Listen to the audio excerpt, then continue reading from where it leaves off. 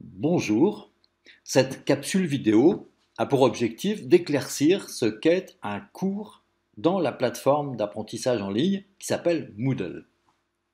Nous sommes donc sur une plateforme Moodle qui se nomme, comme on le voit tout en haut à gauche, Envirnum Test.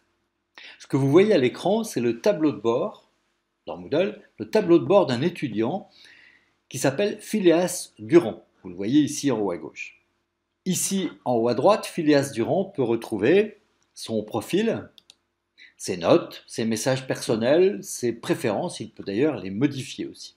Dans le tableau de bord de Phileas, qui est là, dans cette page, nous allons cliquer sur un cours qui s'appelle Cours exemple dans Moodle. Mais avant de le faire, je voudrais vous donner deux informations. La première, c'est que je voulais remercier Mary Couch, qui est l'une des collaboratrices de Moodle, qui apporte souvent son expertise et sa gentillesse dans les forums d'aide de Moodle. Et cette capsule vidéo s'inspire fortement de celle qu'elle avait publiée il y a 2 ou 3 ans. Deuxième chose, je voulais aussi vous indiquer qu'on trouve sur YouTube d'autres vidéos sur les fonctionnalités de Moodle très bien faites et en particulier celle d'un MOOC qui s'appelle learnmoodle.fr. Elles sont consultables facilement et gratuitement. Passons maintenant au cours exemple dans Moodle. La page de ce cours va s'afficher et vous voyez tout de suite qu'elle comporte plusieurs zones. Alors il faut savoir que dans Moodle, un cours c'est à la fois une page web, comme dans tout site web, et puis c'est aussi un espace d'apprentissage parce que nous sommes dans une plateforme. Dans cette capsule vidéo, je vais essayer d'expliquer les deux, la page web avec ses zones, et puis l'espace d'apprentissage avec ses fonctionnalités. Vous pourrez mieux comprendre ce qu'est un cours dans la plateforme Moodle, les éléments qui composent un cours dans cette plateforme, ce que peut faire un enseignant dans cette plateforme, dans un cours plus exactement, et ce que peut faire un étudiant dans le même cours. Tout en haut à gauche, nous avons le nom de la plateforme comme tout à l'heure, Envirnum Test. Et en dessous, nous avons ce qu'on appelle le fil d'Ariane, en dessous du nom du cours. Ça permet de se localiser, de voir où on en est dans la plateforme. Par exemple, ici, on est dans le cours exemple dans Moodle, qui se trouve dans la catégorie de cours tutoriel, qui se trouve dans l'ensemble des cours de Phileas Durand, et qu'on retrouve, l'ensemble de ces cours, on en retrouve la présentation dans le tableau de bord où nous étions tout à l'heure. En cliquant sur une des étapes en bleu comme tutoriel, c'est cette étape-là qui s'afficherait. Dans les tutoriels, il y a le cours exemple dans Moodle, auquel peut accéder Phileas Durand. Revenons sur son cours, en cliquant sur son nom, tout simplement. Dans la page du cours à proprement parler, toute cette page-là, on repère 3 grandes zones. Une au milieu qui est relativement large, une à gauche et une à droite. La colonne du centre accueille les contenus du cours à proprement parler. Les explications, les consignes, les activités à réaliser, les ressources éventuelles. La colonne de gauche sert à naviguer dans la plateforme Moodle d'ailleurs, mais aussi dans le cours lui-même. Dans ce menu navigation, qui est là sur la gauche, on trouve les mêmes éléments que dans le fil d'Ariane. Vous voyez qu'on voit le tableau de bord, tutoriel et cours exemple dans Moodle. On voit aussi que Phileas est inscrit dans d'autres cours d'une autre catégorie, la catégorie mathématiques, et il est inscrit au cours division et au cours de la multiplication. Dans la partie du menu navigation qui présente le cours lui-même, les éléments du cours, on voit que Phileas peut consulter les badges qu'il aurait obtenus, c'est un peu comme des bons points dans Moodle, les compétences qu'il aurait déjà validées, ses notes s'il en a déjà eu, et puis on voit que dans cette partie, dans ce menu navigation, on voit que le cours est divisé en sections. Les sections sont généralement utilisées par les enseignants pour organiser le déroulement d'un cours en grains d'apprentissage successifs. On les voit ici, on les verra dans la colonne centrale en détail. On peut avoir de 1 à 52 sections dans un cours d'une plateforme Moodle. Autre solution d'ailleurs, dans certains cours, ce ne sont plus des sections que l'enseignant utilise pour organiser le déroulement du cours en grains, mais ce sont des semaines. C'est un choix que propose Moodle. Ici, l'enseignant a choisi le système des sections, pas le système des semaines. Maintenant, regardons la colonne de droite. Dans cette colonne, nous trouverons des informations individuelles qui concernent directement le cours et l'étudiant, la personne connectée sur la page. Ces informations sont données dans des blocs. Le premier bloc, achèvement de cours, permet à l'étudiant de repérer ce qu'il a déjà effectué. Le second bloc, le bloc dernière annonce, affiche le dernier message envoyé par l'enseignant à tous les étudiants du cours. Ils vont le recevoir dans leurs emails. Le bloc événement à venir qui suit indique à l'étudiant les prochaines échéances à respecter. Et enfin, le bloc activités récentes liste les activités ajoutées par l'enseignant au cours depuis la dernière visite de l'étudiant, comme les messages postés dans les forums ou les fichiers ajoutés par l'enseignant. Regardons maintenant la colonne centrale, la colonne large. C'est là qu'on va trouver tous les contenus qui concernent les apprentissages. Cette colonne est divisée en tranches horizontales, que vous voyez à l'écran, séparées les unes des autres par un trait, une ligne de démarcation. Ces tranches s'appellent des sections. Comme on l'a évoqué plus tôt, elles sont souvent utilisées par les enseignants pour découper la formation en grains distinctifs que l'on peut travailler un par un. Ces sections peuvent avoir le nom de section avec un numéro d'ordre, section 1, 2, 3, 4, 5 et ainsi de suite, jusqu'à 52 si besoin. Mais l'enseignant peut aussi renommer les sections, comme on le voit sur les anciennes sections 9 et 10, qui ont été renommées en synthèse et évaluation.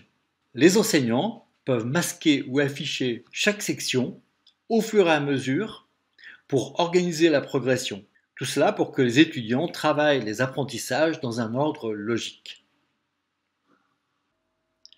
Nous avons fait un tour rapide des éléments qui composent cette page web, cette page qui affiche un cours dans la plateforme Moodle sur Internet.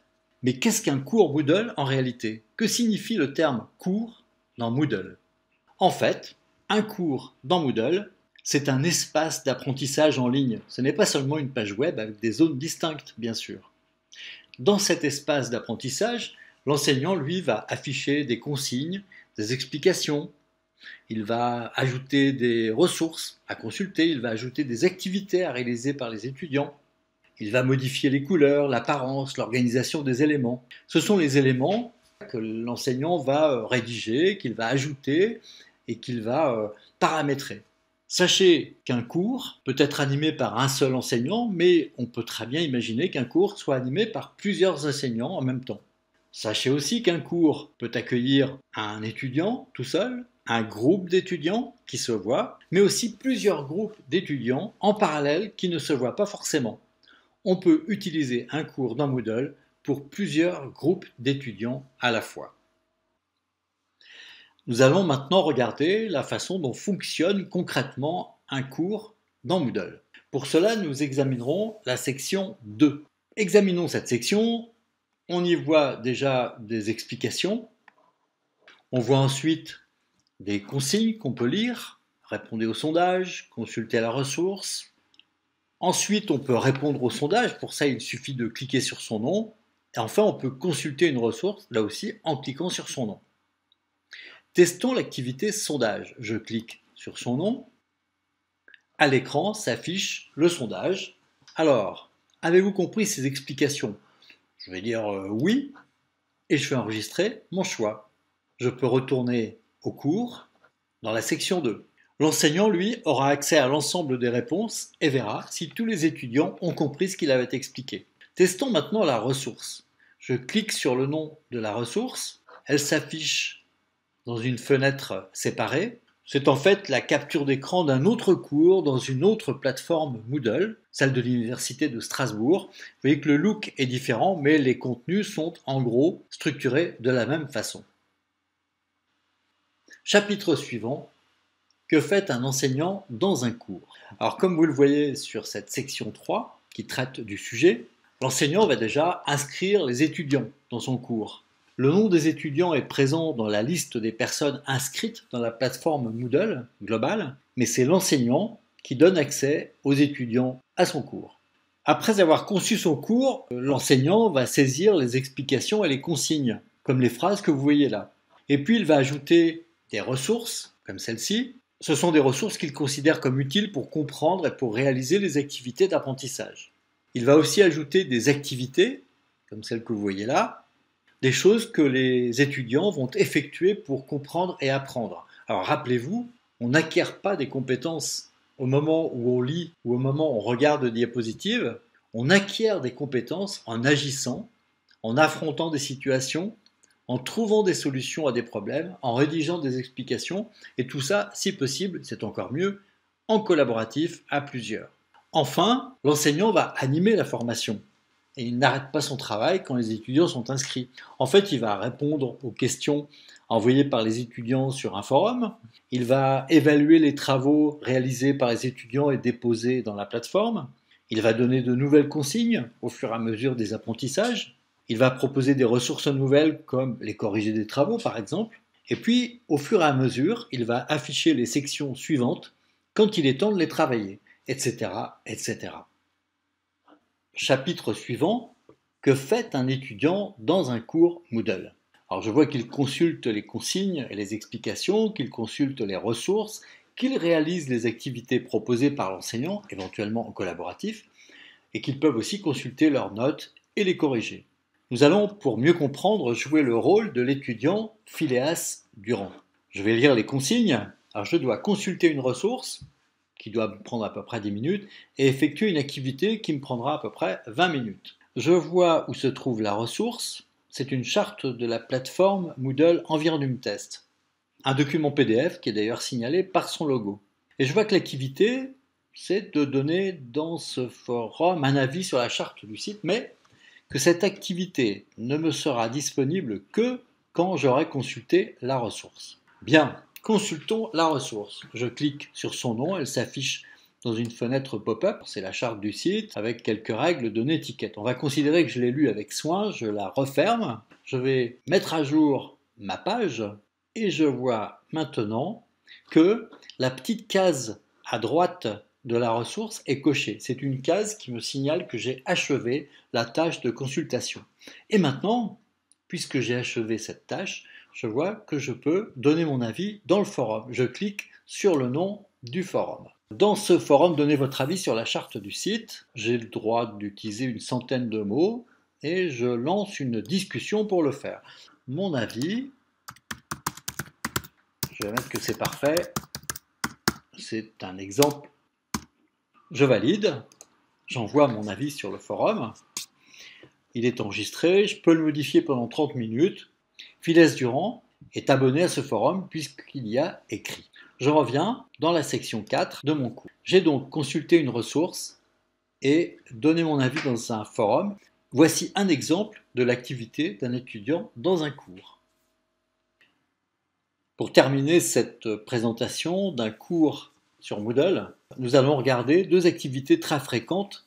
Ce sont ce qu'on appelle les devoirs, un travail à remettre, et un test. Donc nous allons nous mettre toujours à la place de Phileas Durand et nous allons remettre un devoir, remettre un travail.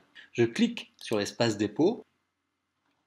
J'ai des consignes très précises. On me dit qu'aucune tentative n'a été faite jusqu'ici, qu'il me reste encore 4 jours et 7 heures pour remettre mon devoir. Je vais ajouter un travail. Remise de fichier. Donc il me demande d'aller chercher un fichier, très simple. Je vais donc chercher le fichier du travail que j'ai préparé. Il se trouve sur le bureau. Il s'agit d'une visite d'entreprise. Voilà, rapport de la visite d'entreprise de Phileas. Je le sélectionne et je dépose le fichier.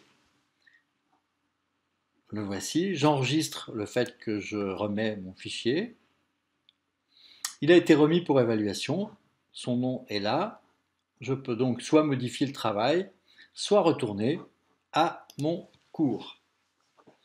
J'ai remis un travail, vous voyez que c'est assez simple. Après, l'enseignant, lui, pourra l'évaluer, le regarder, et m'envoyer un retour. Et maintenant, je vais effectuer un test. Test, répondez aux questions. Alors, j'accepte de faire le test, je clique sur son nom, 2 questions dans le test, apparemment, ou 3. Alors, dans quelle ville se trouve la tour Eiffel la plus connue? On va dire que c'est Paris. Et puis, quel âge avait Rimbaud? Alors, voilà une question bizarre. Cette question n'a pas de réponse pertinente. Je vais jusqu'à la page suivante de ce test. Quel est le nom du concepteur de la tour métallique très connue qui se trouve à Paris? Mais je le connais, il s'agit de Eiffel. Je termine le test et je peux soit revenir à ma tentative, soit tout envoyer et terminer.